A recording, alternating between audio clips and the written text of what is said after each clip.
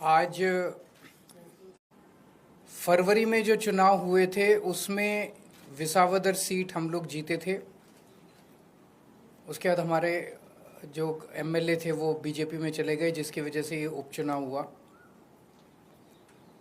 उस वक्त विसावदर की सीट पे, गुजरात की और पंजाब की लोकसभा वेस्ट की सीट पे जितने मार्जिन से हम लोग ये दोनों सीटें जीते थे 2022 में, आज उससे डबल मार्जिन से, लगभग डबल मार्जिन से ये दोनों सीटें हम लोग जीते हैं। ये एक बहुत बड़ा संकेत इस बात का है कि पंजाब में हमारी सरकार है। इसका मतलब पंजाब के अंदर लोग हमारी सरकार के काम से बहुत खुश हैं। पंजाब में उस टाइम 117 में से 92 सीट आई थी। कहा गया था कि एक आंधी थी आम आदमी पार्टी की। उस आंधी में जितने वोट से हम जीते थे, आज उससे डबल मार्जिन से जीते हैं। कई लोग ये कह रहे हैं कि ये सेमीफाइनल है 2027 का। तो हम सोच सकते हैं कि अगर ये सेमीफाइनल है 2027 का और 2022 आंधी थी, तो 2027 तो तूफान आने वाला है। हम सोच सकते हैं कि जनता आम आदमी पार्टी के काम से कितनी खुश है। और लुधियाना वेस्ट के इस चुनाव ने एक तरह से जनता के मूड को दर्शाया है। एक तरह से पंजाब की जनता ने मोहर लगाई है आम आदमी पार्टी के कामों पे। विसावदर के लोगों ने भी डबल मार्जिन से हमें जिताया है। जितने मार्जिन से उन्होंने हमें 2022 में जिताया था, उससे डबल मार्जिन से जिताया है। अक्सर कहा जाता है कि बाईपोल में रूलिंग पार्टी जो होती है वही जीतती है। गुजरात में रूलिंग पार्टी बीजेपी है, और बीजेपी की तो इतनी पकड़ है शासन के ऊपर, प्रशासन के ऊपर, पुलिस के ऊपर, सारी एजेंसीज उनके पास है। और जिस तरह से साम दाम दंड भेद सारे तिगड़म लगा के बीजेपी चुनाव लड़ती है,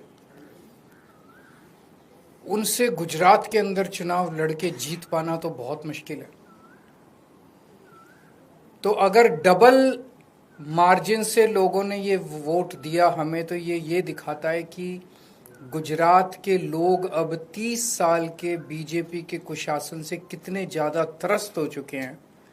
और अब जनता अपनी आवाज़ उठाने वाली है।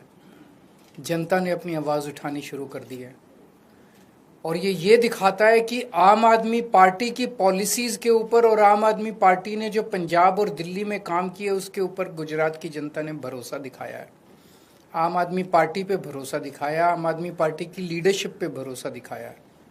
तो गुजरात में अब बीजेपी के से तंग आ चुके हैं, और आम आदमी पार्टी लोगों के लिए एक उम्मीद है।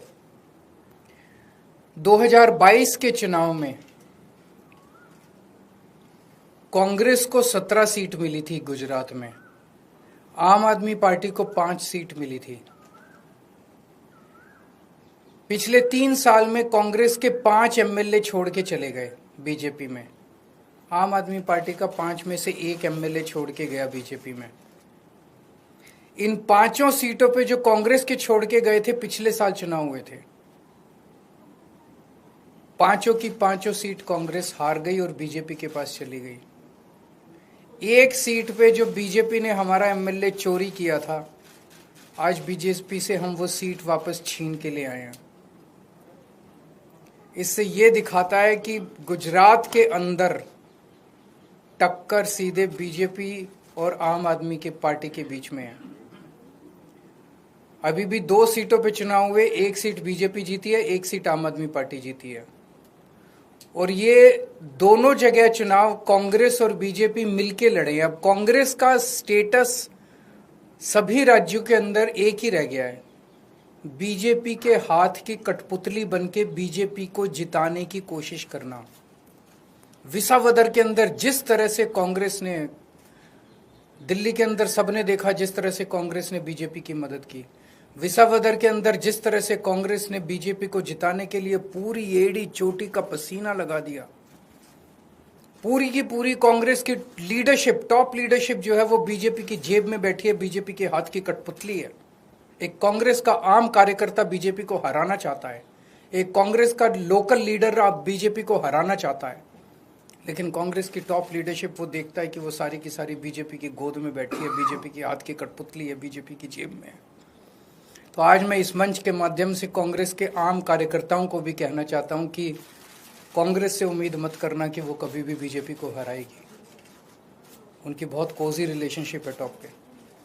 केवल और केवल आम आदमी पार्टी पूरे तन मन धन से इस देश को और राज्यों को बीजेपी से बचाने की कोशिश कर रही है। जो अच्छे कार्यकर्ता है कांग्रेस के वो सब छोड़ के आम आदमी पार्टी में आ जाओ।